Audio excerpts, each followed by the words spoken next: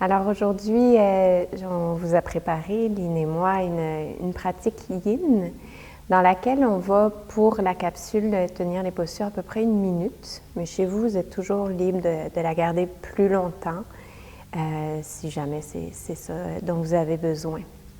Donc une pratique yin au mur qui va aider beaucoup à calmer le système nerveux, à relâcher la colonne aussi, parce qu'elle va être déposée la plupart du temps. Mais par contre, vu qu'on va aller dans les ouvertures de hanches, le poids de corps, là, il s'en va, c'est les jambes qui le créent. Fait que des fois, ça crée un peu plus d'ouverture au niveau des hanches. Fait que il y en a qui vont peut-être apprécier quelques supports. Fait que je vais les intégrer dans la posture. Fait que bloc ou courroie. Chez vous, il faut être créatif des fois dans tout ça. Les chaises, le canapé, vous verrez. Alors, on va commencer dans la posture de la banane. Fait que tu peux t'allonger sur le dos. Les jambes quasiment allongées, mais peut-être un peu moins parce que tu vas marcher les pieds vers la droite de ton tapis, puis allonger tes jambes. Fait qu'il faut que tu puisses allonger tes jambes. Fait que là, le mur, il vient retenir les pieds, particulièrement le pied gauche. Et donc, ça vient dégager, allonger tout le bas du corps à gauche. Ça se peut que ça, ce soit suffisant pour vous dans votre pratique, d'aller chercher cet allongement-là. Vous le sentez au niveau de la bandelette, la cuisse, le bas-ventre, le bas du dos. Ça se peut que ce soit parfait, ça. Et éventuellement, vous pouvez allonger le bras droit. Gauche, le bras gauche vers l'arrière. Oui, on commence par dégager le côté gauche. Il y en a qui vont aimer ça comme ça, le bras allongé, d'autres qui vont apprécier les 2 bras allongés. On peut venir chercher soit nos coudes, nos poignets. On peut aussi enlacer les mains à l'arrière de la tête, fait que là, ça crée une petite traction au niveau du cou. Et si on sent de la tension dans les épaules, soit on allonge les bras un peu plus sur les côtés, ou comme Lynn le fait ici, ben, on vient supporter notre coude.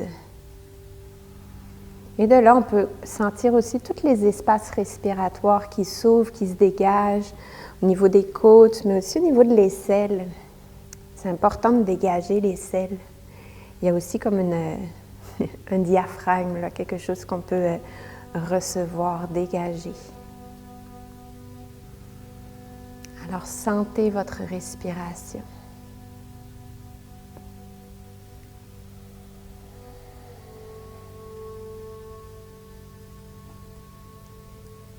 Et expirez complètement. Et tranquillement, vous pouvez... ça dépend de votre dos. Il y en a qui vont apprécier d'abord ramener les pieds au sol, ensuite le haut du corps. Des fois d'abord le haut du corps, ensuite le bas du corps. Là, revenez vers quelque chose de neutre pour vous. Alors, des fois, c'est en ayant les pieds au sol. Des fois, il y en a qui aiment rapprocher les genoux vers la poitrine. Retrouvez une neutralité. Il y en a qui aiment créer un petit mouvement au niveau du bassin, en laissant les genoux aller d'un côté, de l'autre côté. Alors, je donne toutes ces options-là parce que je trouve que dans la pratique du yoga, et particulièrement dans la pratique du yin, on veut aller vers un naturel, vers un instinctif. Qu'est-ce que le corps il a besoin? Qu'est-ce qu'il a envie de faire? Est-ce qu'on peut écouter ça? Donc ensuite, on place les pieds vers la gauche de notre tapis pour étirer notre côté droit. Donc on commence par sentir comment ça se passe au niveau du bas du corps, au niveau du bas-ventre. Là, on le voit bien au niveau chez Lynn, le bas-ventre là, qui se dépose, qui campe vers le sol.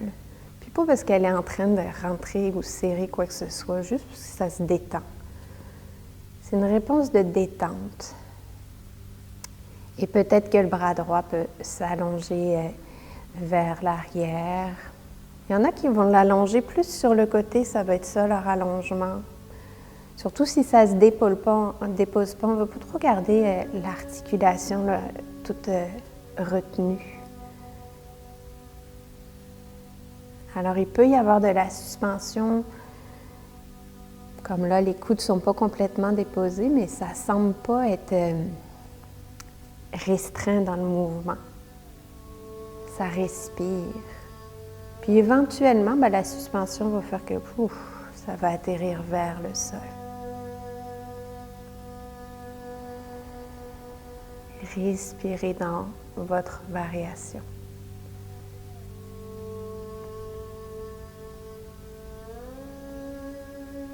Ressentez que même s'il y a une intensité ou que ce soit dans le corps, ça se peut, ça, dans la pratique du yin, il y a un état paisible aussi, capable de recevoir ça. Alors, la respiration nous aide à aller vers ce paisible-là. Et le fait de sentir qu'il y a quelque chose qui nous supporte. Et de là, tranquillement, revenez vers le centre. Alors, ça peut être de ramener d'abord les épaules. Il y en a qui vont apprécier ramener les pieds au sol en premier. Peut-être qu'on reste stable ici. Peut-être qu'on laisse les genoux aller d'un côté, de l'autre.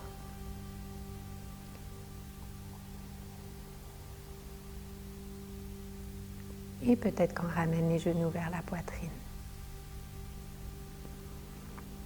Alors, de là, vous allez vous ramper un petit peu ou tourner sur le côté. Puis un point initial, en fait un neutre, c'est d'avoir un 90 degrés entre les fémurs, les os des cuisses et les tibias. Puis la colonne allongée, fait que ça fait comme un escalier ici. Il y en a pour qui ça va être un peu plus loin, puis d'autres pour qui ça va être un petit peu plus proche, selon votre ouverture. Et de là, on va ramener la cheville droite sur la cuisse gauche. Puis la cheville, alors pas le pied tordu, vraiment la cheville qui se dépose. Alors ici, il y a une belle ouverture au niveau de la hanche, donc le genou est pas mal sur le côté, mais il y en a pour qui le genou va être plus vers le visage, c'est parfait aussi. On va là où le corps il nous amène à aller. Et de là, on laisse tranquillement l'ouverture se créer. Alors des fois, ça va être ça qui va être votre posture. D'autres pour qui ça va pouvoir se rapprocher du mur. Alors plus on se rapproche du mur, plus ça crée une flexion. Alors là, plutôt que d'avoir la colonne qui s'en va vers l'avant dans notre flexion, c'est les jambes qui se rapprochent de vous. Alors, deuxième variation. Troisième variation, si votre pied se prend facilement et qu'on peut ramener le talon vers le creux de la hanche droite, gauche, on peut le ramener. Si vous sentez que vous avez beaucoup à forcer pour faire ça, c'est que la hanche ni le genou sont prêts pour ça. Fait ça reste tranquille, ça. Puis là, le talon vient masser votre côlon descendant à gauche, votre bas-ventre. Et ça respire ici. Et tranquillement, on peut tout défaire cette boucle-là en allongeant jambe gauche, en laissant les deux jambes s'allonger au mur. Alors, on ne sait pas l'autre côté si ça va être exactement la même chose, surtout pour des postures assez organiques comme ça. Des fois, c'est la même chose, des fois non. Fait qu'on peut se rééloigner du mur ou rester proche. On commence la cheville. Fait que le pied, il dépasse vraiment votre fémur, l'os de votre cuisse. Des fois, ce qui arrive quand on fait ça aussi, c'est que le bassin, il se désaligne un petit peu. Alors, dans le yin, on n'est pas dans trop de direction puis trop d'action. On est au contraire plus réceptif, plus passif. Mais ça peut être très intéressant quand même de revoir des fois notre bassin, puis de le voir, il est où dans l'espace, puis comment je peux m'étirer, m'allonger un petit peu plus. De là, peut-être qu'il y en a qui vont se rapprocher du mur pour la deuxième variation. Alors, plus vous vous rapprochez du mur, plus il y a de flexion. Et peut-être qu'on va pouvoir ramener notre talon vers le pli de la hanche droite. Encore là, il n'y a rien à forcer là-dedans. Le pied, il se prend tout seul. Et on se dépose. Puis on peut se déposer jusqu'aux épaules. Encore là, les bras, des fois, ils sont sur les côtés.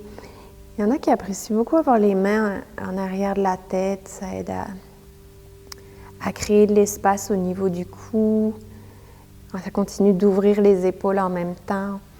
Puis on le voit, là, ça dégage la cage thoracique aussi.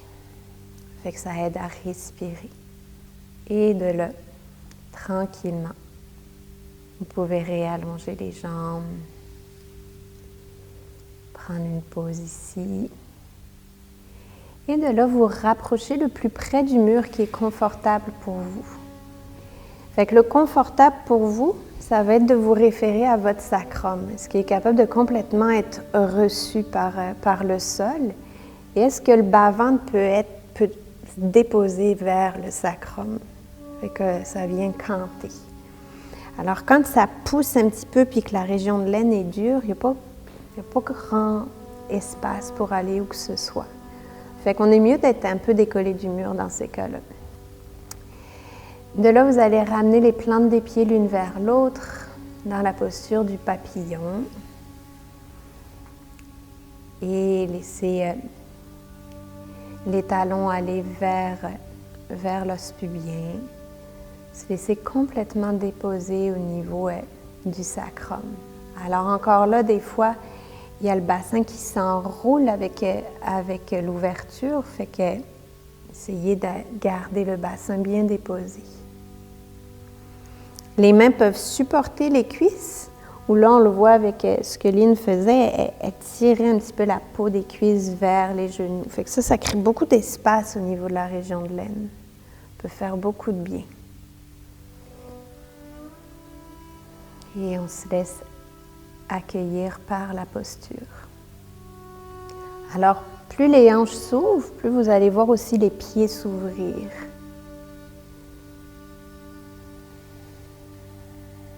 Respirez. Et de là, tranquillement, vous allez pouvoir allonger votre jambe gauche vers la gauche.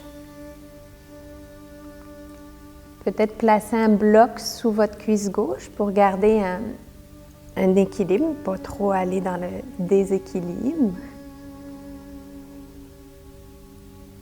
Et il y en a pour qui ça va être plus haut que ça. Fait que, allez-y à la hauteur qui convient pour vous. Ça peut être intéressant d'utiliser le bloc puis le placer en biais un petit peu. Il faut qu'il soit sur le tapis, puis il faut vraiment que la jambe, le fémur soit déposé dessus, puis là, ça le crée comme une pince. Ça nous accueille complètement. Il y en a qui vont probablement garder une jambe à la fois comme ça. Et d'autres pour qui ça va être intéressant d'aller ouvrir les deux jambes.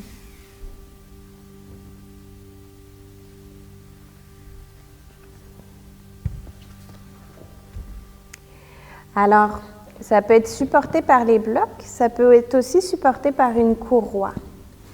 Fait que, avec cette ouverture-là, ça en prendrait 2 courroies. Mettons qu'il y a un peu moins d'ouverture, on peut placer la courroie, puis là, ça retient les pieds. Des fois, même si on a cette grande ouverture, ça fait du bien d'être déposé. On va chercher d'autres choses au niveau du bassin, au niveau plancher pelvien, au niveau du bas-ventre. Fait que ça peut être une option aussi. Ça peut être aussi d'avoir des chaises de chaque côté pour accueillir vos jambes. Dans ce cas-là, peut-être avoir le tapis là, dans l'autre sens pour que les chaises ne glissent pas sur les côtés.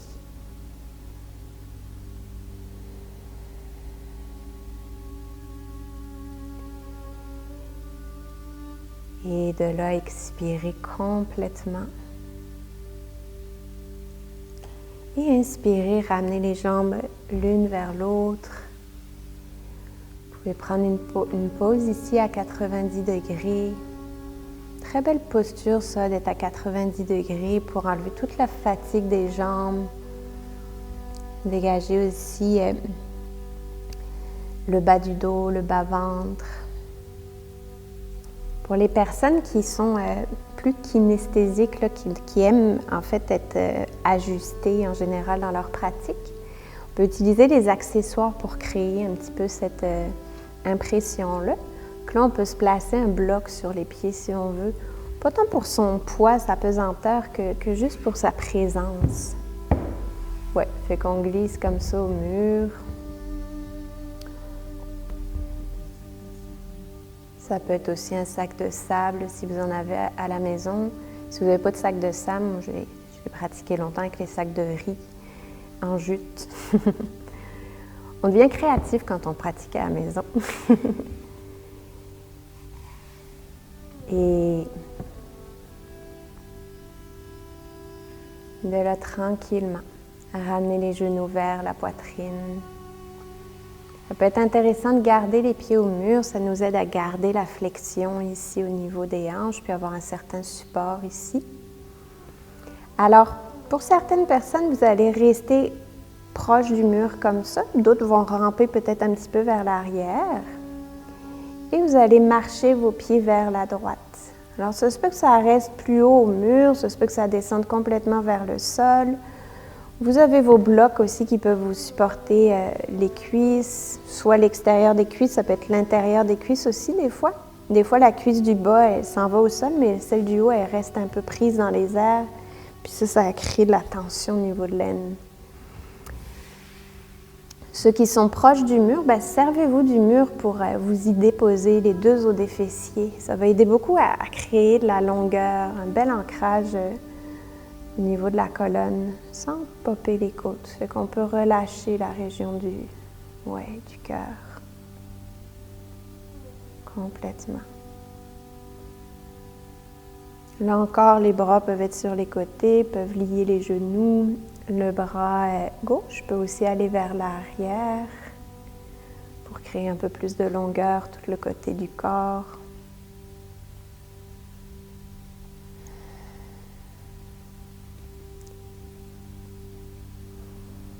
Alors, si on vient chercher à lier avec nos jambes, on s'assure que la hanche ne vient pas trop avec pour garder notre longueur au niveau de la colonne. Fait que le repère du mur est super pour ça. Et de là, tranquillement, vous allez ramener les bras sur les côtés et marcher les pieds au mur. Alors, servez-vous du mur. Revenez complètement au centre, prenez une pause au centre pour vous déposer, pour sentir la posture. Et ensuite, marchez les pieds de l'autre côté. Et restez humble avec votre corps. Il y a un côté qui peut avoir besoin de support, pas l'autre. Fait qu'on écoute ça.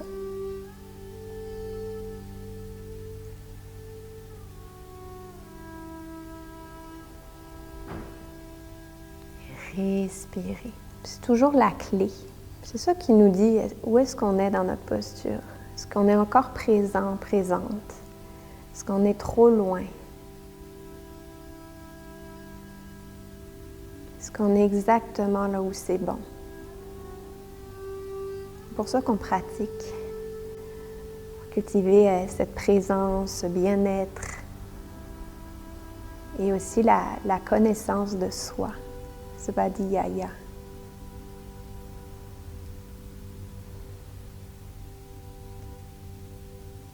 Et expirez complètement. Et de là, tranquillement, remarcher les pieds au mur.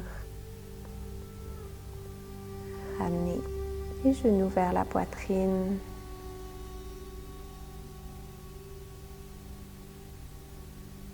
Alors, vous pouvez prendre votre pause d'intégration ici. Vous pouvez aussi revenir dans votre assise.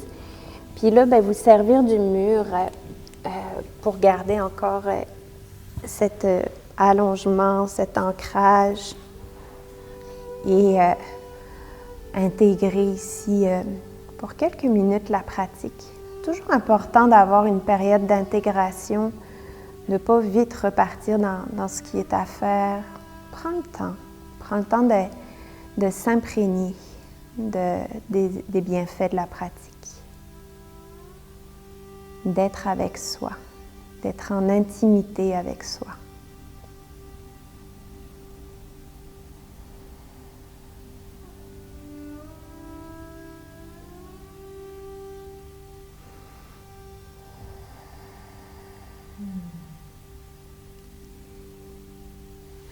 Om Namaste.